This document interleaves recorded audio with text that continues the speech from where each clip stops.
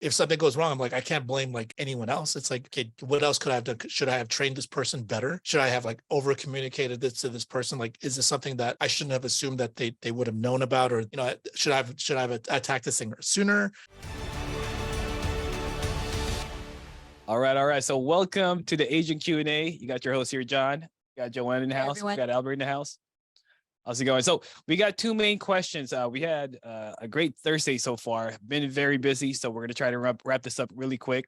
First question would be, if an agent is struggling, or let's say their business is down, what are your key inspections that you would give advice for them to fix their business?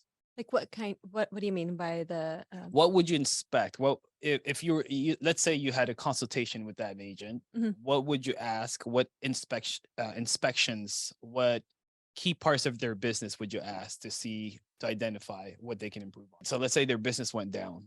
Yeah, I think we first have to identify why their business went down. So that would be like the number one thing. And then also I think from there, then we can identify, whether they need more support in, managing their debt, or in maintaining their business, or maybe having a solid close with their agent or their prospective client. So I guess it just really pretty much depends on the issue with the specific agent, because I think agents run into different situations. Not everybody gets discouraged, or not everybody gets to not everybody's reason that their business goes down isn't always the same. Gotcha. So this is under the assumption that the agent was doing something before and now it's dropped off. Right. Because of course, we have the common new agent questions of like, what do I need to do to get better? Okay, well, what about an agent that's been here for a while, went up and then went down? Well, the easy logical stuff is like, how many appointments are you running now? How much are you spending a week on leads? Like, those are the most simplest ways to just like quantify your business, and the answer is always in there somehow, some way. Yeah. I think on the human side, I mean, sometimes assuming the agent's done something before, I think it's always the first question is always like, so what's changed? Right. Is it like a mental thing? Are you dealing with some problems with your girl? Is it something? Is it something with your family? Did you experience like a family member getting sick or someone passed away? Like, what's going on? And that's a good thing to address as a manager, right? You're always looking at not just from the monetary standpoint. You're looking at from the individual standpoint first, right? So I mean, I naturally just think that, because I mean, I think if the person had at one point been doing good, they knew how to do this. They've been purchasing leads. They've been booking of appointments. They've been doing enough presentations. Their closing ratio, that doesn't really matter. If they have enough activity, it's going to work itself out. I think, or for me, I just try to dissect them mentally, like what made you change your mechanics in the way that you run your business. And, yes, there's going to be sometimes it's going to be a personal matter. They're dealing with something personally, and then they let that thing spiral out of control, right? And they make that all about, what they're putting their energy into, rather than, I still got to make money. I still got to run my business. I can't completely ignore it. But, my biggest suspicion for most of these, and I think once people have a little bit of success, this is generally what happens. Once people have a little bit of success, they get a little cocky. Yep. They get a little comfortable, because then they got paid more money than they used to. Then they start thinking they have a little bit of a cushion. They start thinking they're really good. They don't need to work as hard. They don't need to do as many presentations. They don't need to buy as many leads. And then that's like the quickest way for you to like foil your own successful business. Yeah. Because the thing is, like, you let off the gas pedal way too soon. Yeah. It really comes down to like what you're looking at. Where did you slack off? Because if you've done it well, shouldn't you be improving? Right. Yeah. So you lost somewhere along the line of consistency. So most of the time, like what you said, if they know how to sell, maybe they're buying less leads. If they know how to close, maybe they're dialing less, they're booking less. Or sometimes we get into a situation where we hear this from agents where they feel now that they've done the dirt, they don't want to do the dirt. Right? They don't want to, they've already done that. I'm above this part of the business. And some of the things that are the main key things in the business is getting these appointments, right? They're unwilling to do the hard part now. Yeah, it's ridiculous. Sometimes you'll hear agents be like, "I'm good at selling. I'm an awesome closer." It's like, just if I just had appointments, if I had someone booking me appointments and like I had enough leads, like I would be like top producer. I'm like, Okay, but you skipped like all the important parts of it, you actually being a producer. You missed the Yeah. important part of the main thing about the business, right? Right. Right. And then, so when that happens, it really comes down to the psychology of the agent then, right? What happened? Did you feel like you lost confidence in the leads? You lost confidence in the dials, or you're getting beat up, and that getting beat up of the rejections on the dials or the clients, or maybe some chargebacks or cancellations, it's affecting your mental game from performing now. Right. Well, us being in this business for this long, I mean, the thing, well, first of all, this assessment, it's true. I mean, so we're experts at this, and you know why we're experts at this? Because we've done it. We've done it. Yeah, we've done everything we're telling you not to do. So I mean, And then also, just as a disclaimer, we've had some responses from agents that listen to this, and they're like, "Is this a personal attack on me?" No, we just know the psychology of the business. It happens all the time. If you feel a little bit of attack, it's probably because you've done it. You've done something part of the business about it. and if I can add to that, if you feel personally attacked on that, the thing is, like, we're not targeting anyone specifically, but if you feel personally attacked, good. It's because we care. Like, because the thing is, like, we didn't care. We'd just be like, yeah, continue to take your time off, and continue to not make any money, continue not grow your business, because we're still always going to eat. Yeah. Like, we're still going to continue to do what we do, but we want to bring more people along with this journey. So, like, the thing is, if you feel personally attacked, then yes, this message is directed towards you, because you can do something about it, and you can get better. Yeah. And we understand your psyche, and that's why we're Yeah. here doing these Q&As for you. Anything else to add? Well, I was going to say, like, we look at these different metrics, but the thing is, as long as we've been doing this, and even Joe, like, you're heavily involved in the day-to-day operations. You talk to plenty of agents, but if someone had 30 appointments in a week, they do like 20 presentations, and then regardless of whatever they're closing, will they not make money every single week? Yes, Yep. they will. Yeah. So then the thing is, like, when we bring that up and we say, like, all right, so what's changed? They're like, oh, my dog died, or whatever, whatever they're dealing with. Then, it gets to a point where they're just like, I just got to get my head back into it. I'm like, how's your activity looking? They're like, it's fine. And I'm like, did you run 30 appointments? Well, let's see what happened was. And then Right. they don't want to accept that's the reason why. Right. So regardless of whatever's going on in your personal life, and that's the thing, there's always gonna be something personal going on in our lives, where everyone's going through it. Everyone has to deal with some stuff. Sometimes it's better, sometimes it's worse, but what the constant should be is just you taking care of your financial part of it. So that's one less worry off of your plate, and just stay working. Yeah. So now we're going to go into and leading the same question, but not from an agent, from a manager standpoint. So what now would you look at it and inspect if you had a manager that had higher level, and now their production and their team volume started going down? What would you inspect? Because now we're no longer inspecting one individual agent. We're looking at hierarchies. We're looking at the team. We're looking at volume. We're looking at a lot of moving parts now. Well, this one's a painful one, because it actually involves my self-evaluation. Yep, same here. And that's why I was thinking about this now. So what would I inspect for myself? Well, I mean, so I guess, like, you got to look at what got you to this point in the first place. Right. And then what got you to that point in the first place? Did you just lose the intensity? You just got comfortable. You're not doing going through the same mechanics as frequently, or did you get comfortable and then now you're no longer focusing on these things? So the thing that got you to that point, it's going to change, because, like, you're at a different place in your career, and your responsibilities will change over the course of time as you grow your business. But there's still got to be elements of it. We're still always going to have to hire. We're still always having to build relationship with our agents. We still got to continue to walk them through and train them through the basics, so got to continue to make sure that they purchase leads. We got to continue to find ways to market, to have more candidates to talk to, so that, and on top of that, get on the live dials and, just inspect the people that we're working with and try to provide support, guidance, and, any bit of experience that we can impart on them. It'll help us in the long run too. What about you, Joanne? From the outside looking in, from us watching us managers seeing the business go up, seeing the business go down, what do you think you see as an inspection for us? Yeah. I mean, honestly, agency wide, I just kind of see, like, the managers, in general, I feel like the managers do their due diligence or maybe they do their due diligence or try to do their due diligence when they see that the debt or they see that issues start to arise. So you're saying they're so I'm- getting reactive. Yeah. So Maybe. they're reactive to, like, the issue when the issue is already, like, borderline termination That's when they typically will start to reach out, will start to try to see what they can do.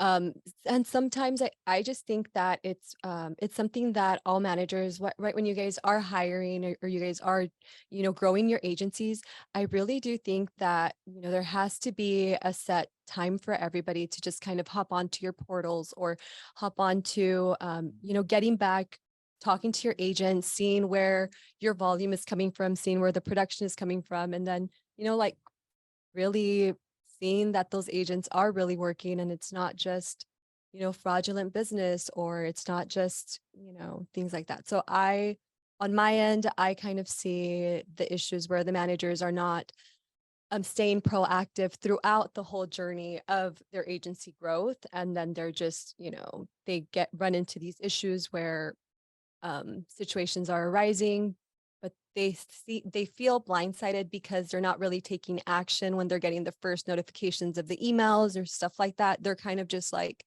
ignoring it, and they ignore it and they ignore it. And our carriers, for the most part, will give you 6 months notices, 3-month notices, 60 days notices, and everybody gets CC'd on the emails, but then nobody is trying to actually do something about the issue. So I kind of think that, everybody that's growing their agency and trying to grow their business has to do their due diligence by doing their admin work. And if you guys don't want to do their admin work, then hire somebody to help you do that legwork for you guys to keep your agency kind of in line.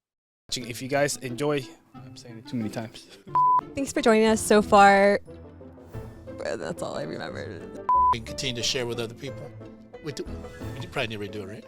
Hey guys, thanks for joining us. If you guys have found this stuff helpful up to this point, or you guys would like to see some other stuff, please like and subscribe and create a comment so we can cover that next topic. And continue watching the show. So you're saying like some agencies are getting stuck in the mud because they're bypassing all these things. procrastinating. They procrastinate and they leave these issues to the very end. Yeah. Yeah. So I was looking at it this morning for my agency, what goes up and what goes down. And I give credit to our old company. We used to get hammered like 5-hour meetings, 7-hour meetings about how to grow our team. And our main director, he always said, you got to look at your middle managers. How many middle managers are you growing? And it's funny because he said that every year, and our middle managers never grew. But that company never grew. So that's kind of a bad example. But it made sense. So as we grow, how do we get to a board member? How do we get to the next level and to the next level? Okay, well, how many middle managers do I have? How many do I need to turn to a sales manager, to a senior sales manager? How many logos are we producing? Yeah. Right. So if we can focus on that, then we can identify, okay, which part of the stem in the tree is growing? Yeah. Which one can we develop? Which one can we water more? Okay. And then I also look at, okay, out of the hierarchy that you have, look at how many people are actually working and buying leads. Who's just writing business to write business, who's writing business out of, their own referrals, warm market, whatever. It's good business as long as it sticks, but who's actually consistently creating a scalable business, right? So now I look at that as in my hierarchy, who's writing business, who can be duplicatable, and then how can we build that person into a manager and grow from there? Yeah. So those two main factors, if we can create 4 or 5 sales managers, now you have a $250,000 production team. Yeah, that's kind of a realization I've encountered along my way. Because I mean, the thing is, building it up to this point, actually, I found it not that difficult. Because the thing is, I mean, I leverage my strengths. I leverage my relationships and being able to get people to understand and just be available, basically. So I was able to get people to a certain degree. And then my misthinking was, I just thought like, I'm just going to build people up to this certain level, get them to like VP, executive VP, and then cool, they'll run their own deal and I don't have to be involved anymore. And I just go start working on other people. Right. When in reality, it's not even fair to those people, because I'm not gonna be like, it's their fault they didn't grow. Like, like it has nothing to do with that. Like, I lack the experience in understanding how this business should be run. So the thing is, like, I still need to be involved to a degree. I also need to like figure out that balance of like, how much latitude do I want to give them? Because like, I don't want to be like hovering over everyone, and I don't want to be like, John, you need to run it this way and you need to do this, because like it doesn't empower you to, grow your own agency, be your own person. So like I got to find that balance, and that's something that I personally need to work on, and it's something that I've realized I can't just be like all right, I got you to this point. I'm completely hands off now. You figure it out. Yeah. I think the same way about like, okay, so if I have a hierarchy that has multiple hierarchies, I don't want to step on their boundaries, right? Of like, okay, how they run their agency. But I'm thinking I should still have a little bit of an inspection on asking, okay, how's your team doing? Who's writing business? Who's growing? Who's going to be the next sales manager? At least some questions that they can ask. That's more of a one-on-one consultation in a sense, right? Yeah.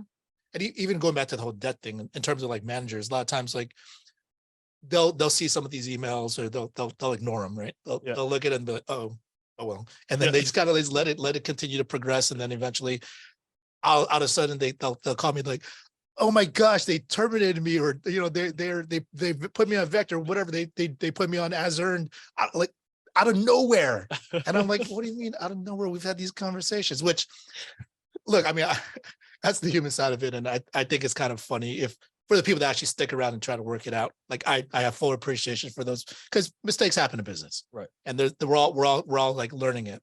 But the thing is, it's also like, okay, well, when things were going well, you were the man or you were the woman, and you were taking all the credit, and you're such a great leader. And not to say that you're not. Yeah. But the thing is, like, when the problems arise, you can't just be like, no one ever told me, no one ever taught It's me. not It's like my fault. yeah, it's like you didn't want coaching on certain parts, but then on this part, it's not your responsibility. Like this is the part where I feel like this is the reason why no matter what my problems are in this business, and we got plenty. Yeah. There's different things, and we have our ups and downs. But the thing is, I never worry about it really, because I'm just like, I know I'm going to continue to work. Yep. I take responsibility for the things that everything within my agency is like. If something goes wrong, I'm like, I can't blame like anyone else. It's like, okay, what else could I have done? Should I have trained this person better? Should I have like over communicated this to this person? Like, is this something that I shouldn't have assumed that they would have known about? Or, should I have attacked this thing sooner? Like, if I should I have been more hands off in the situation? Like everything has to do with what can I do differently, because I can't change how someone else thinks. I can't change what anyone else, believes about their business. Like I just have to do what I can do. And because of that, I'm empowered. Right. It's all in your control. What can I control the next time? And then that's the best thing is you don't want to just victim blame and blame about it and then mull it over and just cry about it. It happened already. Yeah. How do I fix this? How do I prevent this? How do I stop the same mistake happening in the next time? When you victim blame, the thing is, you're never going to fix it that way. Right. I mean, the thing is, like, you can start getting petty and you start like focusing, I'm going to ruin this person's life. I'm a redirect all my resources to like making sure this person, Is unhappy. is unhappy and I screw up their life They're gonna feel it here. for this $2,000 of business or whatever it is. And then you're derailing your own business in instrumentally. Right. Yeah. So it's not worth it. You just got to focus on things you can control, and they're all learning lessons. Yeah. And then any last part about the managers, how to grow from the managers from the up and the downs? I don't know if I touched on it too. I would look into the business of where it's growing as far as recruiting as well. Yeah. How many recruiting hiring managers do we really have that's helping grow the team? Because at the end of the day, some managers, some agents, they go up, they go down, some fall off. And if we don't have fresh blood, sometimes the fresh blood creates the better excitement, and it changes your perspective, and it changes, how you feel about the business. Yeah. Yeah, for sure. I think like the new agents that do come in and then we start to see their success definitely like paves the way for like the people that are already here. It's always exciting to see new people's success. To get like real enthusiastic people, people that come into the business that are excited, that are willing to put in the work, that have realistic expectations. I mean, those people reinvigorate you. Yeah. Because the thing is, like, here, it's a long game. Mhm. So there's certain people that I'm like, I'm really excited to work with this person. Like, I'm always excited to take their call. Like, it makes me want to work harder because I feel like I need to set an example, or I need to feel like I'm not letting this person down. Right. And then there's always those agents or managers that you work with, and you're kind of like, Tired of working with this person. and it's like, I'm gonna do it anyway because it's my responsibility. Yeah. But it's not like something I'm like jumping for joy to do. No, it's no longer fun, huh? And the thing about that too is like sometimes, as long as you're consistent about it, you just keep working with them. Sometimes it gets to the point where you have a breakthrough. Yeah. And then that person shows you who they are, and then you're kind of like, okay, now I'm actually starting to get excited to work with this person again. Yeah. So like, as long as we take responsibility. And sometimes that's in the relationship, right? Sometimes it's a transactional relationship, or you take their words or how they say things the wrong way, or they don't understand you in the wrong way, or sometimes you just don't have the patience. Like I can see that sometimes. I talk fast. If I'm working with an older individual and they talk slow, I get frustrated faster compared to a brand new fresh blood. And then, I'm like, do you talk to somebody, you talk to I somebody never and then they noticed. match your frequency, right? And then you talk faster. It's a lot more enjoyable type of business relationship. But the breakthrough is once you guys finally click, you understand them, they understand you. Now we're all about business. We're making money. Things do change into the business, but like you said, long game, creating those relationships, staying and maintaining those relationships within your hierarchy really helps out. Well, I mean, I'm not, when I talk about eventually we'll have a breakthrough, I think I meant on a business level, because the thing is, as far as on a personal level, I feel I can get along with anyone. Like, I entertain myself enough. So even if someone's not that entertaining, like, I'm still gonna have a good time. Like, you can't stop me from that. But the thing is, I meant, like, even if like we don't see eye to eye on certain things, but if we just continue to work, I see this person cares about their business. I see this person is going to continue to fight through their problems. Like, it makes me respect them that much more. So like eventually, like, I'll put a little bit more time in, and we eventually they'll just by virtue of them caring about it and continue to work at it, they'll eventually fix the problem. It's just sometimes you just got to ride out those rough waters. waves. Yeah. So that's pretty much all we have. Do we have any questions with the guests? Kun, do you have any questions? Or just listening in?